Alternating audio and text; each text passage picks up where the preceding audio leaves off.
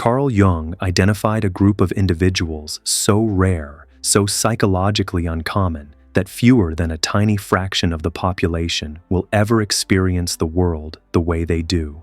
These are not ordinary personalities. They are not typical minds.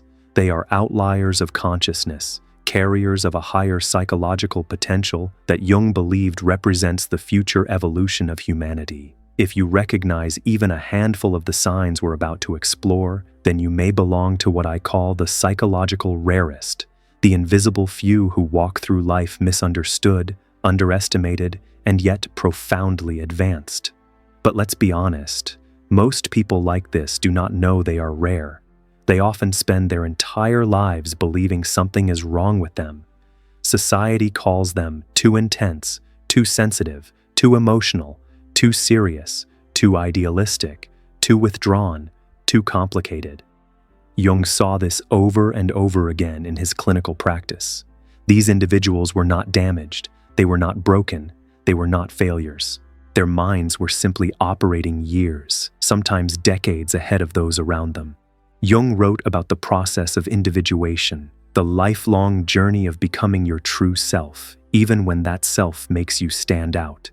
And these rare personalities, they are born already pointed toward that path.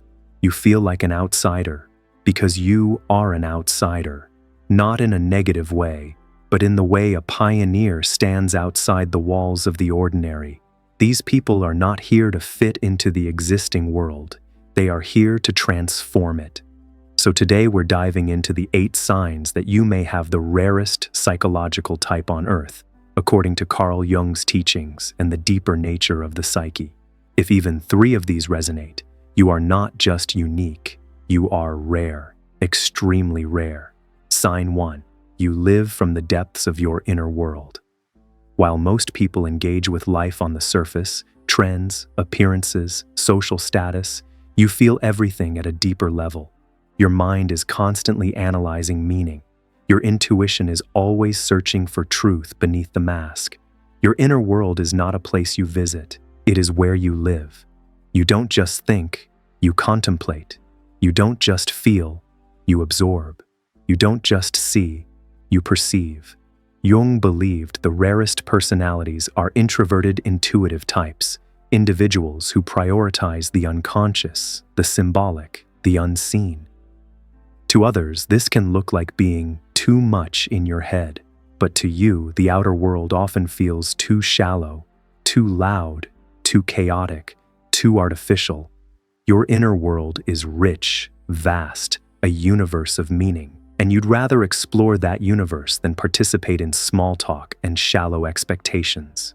You may have been called quiet, distant, or even strange, but Jung would say, your depth is not a flaw. Your depth is a sign of psychological advancement. Sign 2. You carry an emotional and empathic intelligence. Most people cannot understand. You feel other people's pain even when they can't express it themselves. You notice micro-expressions, subtle shifts in energy, slight changes in tone, signals invisible to the ordinary eye. You don't learn empathy, you are empathy. And yet, this gift has a shadow. The world can feel overwhelming. The suffering of others becomes your own. You burn out from caring. Jung said that those with rare psychological profiles are closer to the unconscious, not just their own, but the collective unconscious. The emotions humanity doesn't know how to process. You are often the first to feel what others are afraid to feel. Here is the irony. People may accuse you of being too sensitive, but your sensitivity is actually a form of intelligence. It allows you to understand what others cannot put into words. It allows you to love with a depth most will never experience. It allows you to see the soul behind the mask. But because others do not feel what you feel, they may judge or misunderstand you. Listen closely. Your heart is not a burden. Your compassion is not a weakness.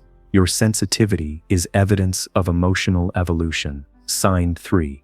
You have a powerful intuition that rarely makes sense to others until you're proven right. Jung described intuition as the function that perceives the invisible, possibilities, connections, meanings, and future trajectories. And for rare personalities, intuition is dominant. You just know. You sense what is coming long before anyone else understands. You can look at a situation and instantly see the truth behind it, the lie within it, or the potential it contains. People may call you unrealistic, irrational, mystical, overly imaginative. And yet, time after time, you are right. Your intuition isn't magic. It's subconscious intelligence operating faster than logic. But living with such a strong intuitive compass can be isolating. You may feel like you're living in a different timeline, seeing what others will take years to understand. Jung would say this is because you are attuned to archetypal patterns, the deeper forces that move humanity forward.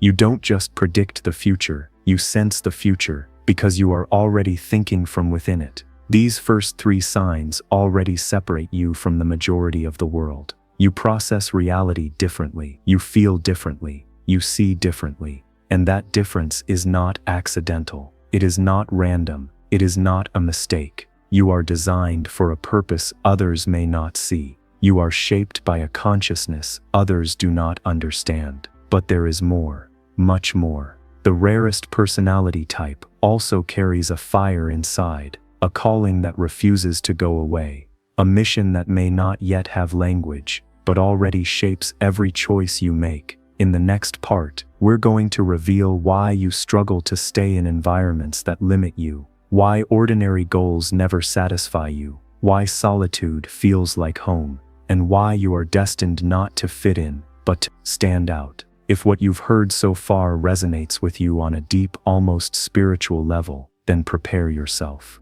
Because the journey of the rare personality is not easy, but it is sacred. And the next signs will reveal exactly why you are here. We've already explored the first 3 signs that you may belong to one of the rarest psychological types on Earth. And if they resonated, not just in your mind, but deep in your chest, then you already know. You are different for a reason. You are not here to copy the world. You are here to expand it. Now let's continue. Sign 4. You reject the ordinary path and seek a higher purpose. Jung said that the rarest individuals are always drawn toward meaning, even before they know why. While others chase status, you chase alignment. While others want comfort, you want truth. You've never been able to live a life that feels fake. You cannot tolerate a job that kills your soul. You cannot follow a path just because everyone else does. You crave the work that awakens you. You crave a life that feels authentic. You crave a direction that feels destined. And when you try to settle for less, your psyche rebels. Your soul refuses to shrink. Your inner voice becomes louder and louder. Most people call this being difficult. Jung would call it the call to individuation, the demand from your unconscious to live your truth, not society's expectations. If you have ever walked away from a life that looked perfectly fine from the outside, because internally you knew it was not for you, that is not failure. That is strength. That is courage. That is psychological rarity in action. Sign 5. You outgrow people, environments, and versions of yourself. You evolve, constantly, and not everyone evolves with you. One year you're deeply connected to someone. The next year you feel like strangers. You grow, they stay the same, and suddenly the relationship breaks under the pressure of your expansion. You may worry that something is wrong with you. You may think you sabotage connections. You may blame yourself for never staying in one place. But here is the truth. You are not unstable. You are transformational. Jung said the rarest personalities undergo continuous psychological metamorphosis. They shed identities, beliefs, and environments like a snake, shedding its old skin. Every time you evolve, you must let go of what cannot come with you. This means friendships fade. Cares shift, dreams transform, old versions of you dissolve. It hurts, it confuses others, it isolates you, but it is necessary. Because you are not meant to remain who you were, you are designed to become who you are destined to be. Sign 6. Solitude is not loneliness. Solitude is home. While many fear being alone with themselves, you find peace in the quiet. You need space to breathe. You need silence to think. You need distance to reconnect with what is real inside you. Your mind is not a cage. It is a sanctuary. Your inner voice is not an enemy. It is your guide. Others may think you isolate yourself, but the truth is your solitude is where your power activates. Jung often withdrew from society to explore the psyche. He knew that rare minds cannot discover themselves in noise. They must return to the depths, again and again. You don't avoid people because you dislike them. You avoid people because too many of them avoid themselves. In solitude, you feel alive. In solitude, you feel connected, not just to yourself, but to something greater, the unconscious, the symbolic world, the source of your intuition. Your solitude isn't emptiness. Your solitude is sacred. You may already be seeing the pattern. Your depth sets you apart. Your empathy sets you apart. Your intuition sets you apart. Your values set you apart. Your growth sets you apart. But there are more signs, and the final ones are the most powerful. These remaining traits reveal the soul mission of the rare personality and the shadow that must be mastered along the way. Sign 7. You are a catalyst for transformation in others. Somehow, without trying, you change people. Your presence awakens something dormant in them. Your questions make them think. Your honesty forces reflection. Your authenticity exposes their disguises. People open up to you, even strangers. People confess their truth, even when they didn't mean to. You have a gift. You activate the unconscious in others. But this gift comes with challenges. Some people will resist you. Some will project their insecurities onto you. Some will push you away because you make them confront themselves. Jung said that those who integrate their inner truth become carriers of light, and light does not always feel comfortable to those still sitting in the dark. You are not meant to fix everyone, but you will transform many simply by being who you are. Sign 8. You feel a higher calling that you can't explain yet. From a very young age, you felt like you were here for something more. Not something ordinary, not something easy, something important. Even if you don't know what it is yet, you feel it. A quiet knowing, a silent electricity, a pull toward purpose that hasn't fully shown its face. This is not arrogance. This is intuition speaking truth before evidence exists. You are not waiting for the world to give you a mission. Your mission is already inside you, waiting for the right moment to emerge. Jung wrote that the rarest individuals are guided by the self, the deeper center of the psyche that knows the path long before the conscious mind sees it. You are not lost. You are in preparation. You are not wandering. You are gathering strength. You are not behind. You are becoming. You now know all 8 signs of the rarest personality type on Earth. And if these signs felt familiar, not just intellectually, but emotionally, physically, then listen carefully. There is a reason you never fit in. There is a reason you always felt different. There is a reason you were misunderstood. You are not too much. The world is too little. You are not here to blend in. You are here to awaken. But the journey of the rare personality does not end here. There is another layer Jung warned about. A powerful force inside you that must be faced or it will consume everything you've built. In the final part, we will explore the psychological shadow of the rare personality, the danger of isolation turning into superiority, the responsibility that comes with emotional depth, the battle between your highest potential and your deepest fears, and how rare minds can become the guides humanity desperately needs. The last chapter is the most important one. Because being rare is not just a gift, it is a task. Are you ready to discover what that task truly is? You now understand the 8 signs of the rarest psychological personality type, but with rarity comes responsibility. With depth comes darkness. With power comes shadow. Carl Jung taught that the shadow is the part of ourselves we do not want to see, the part we deny, suppress, ignore. And the rare personality has a very powerful shadow. Why? Because the more evolved the consciousness, the more dangerous the unconscious. So let's step into the final chapter, the one most people never reach, the one only the rare ever face, the truth about your inner battle, the double-edged nature of psychological rarity. Everything that makes you exceptional can also destroy you. Your depth can become drowning. Your empathy can become self-sacrifice. Your intuition can become paranoia.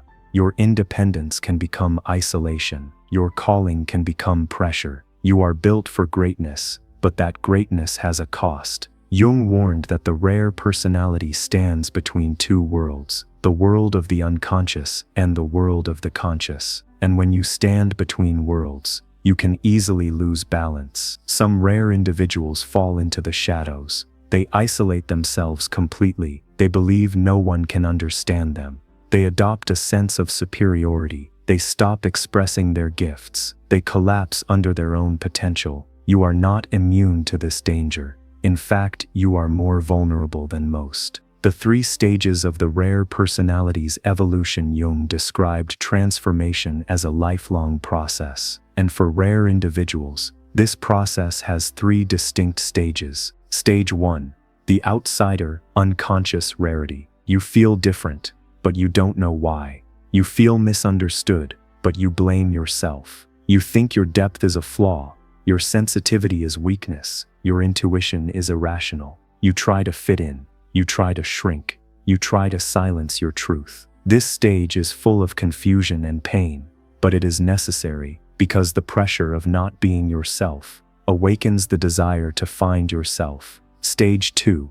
The awakening, conscious difference. You begin to notice the signs. You begin to trust your inner voice. You begin to walk away from what limits you. You discover your sensitivity is intelligence. Your intuition is guidance. Your depth is a gift. Your solitude is sanctuary. You recognize your rarity, but also feel the weight of it. This stage is exciting, but also lonely. You are no longer blind, but you are not yet free. This is where many people stop, awakened but afraid, aware but uncertain. You know who you are not, but you are still discovering who you are. Stage 3. Individuation, wholeness and purpose.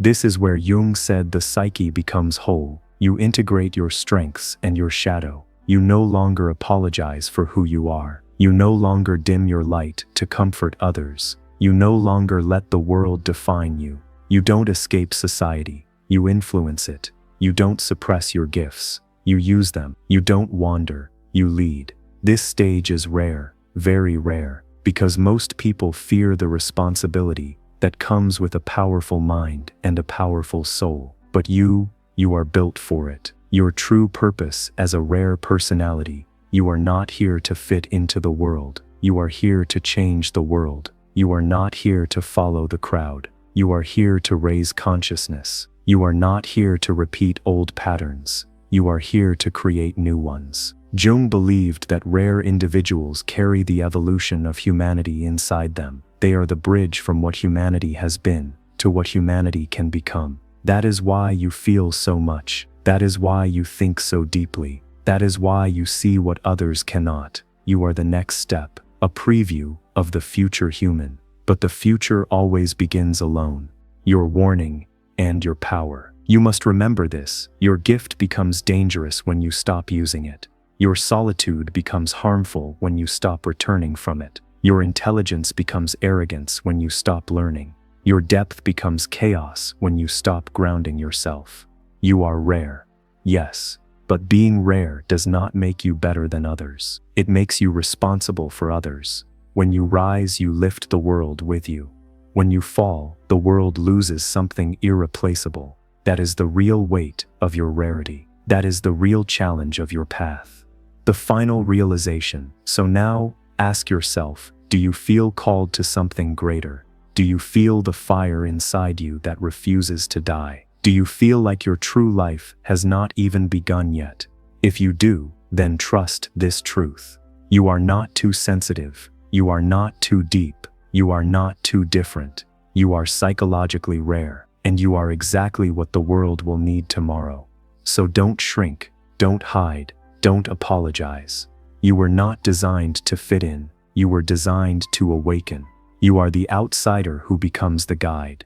You are the misunderstood who becomes the visionary. You are the rare soul who becomes the architect of a new future. Carl Jung once wrote, "The privilege of a lifetime is to become who you truly are. So become it. Become what you are. Become the rare evolution of consciousness that has always lived inside you." And if you recognize yourself in this message, if something inside you is saying this is me, then comment, "I am psychologically rare, and I am ready." Because your journey doesn't end here, it begins here.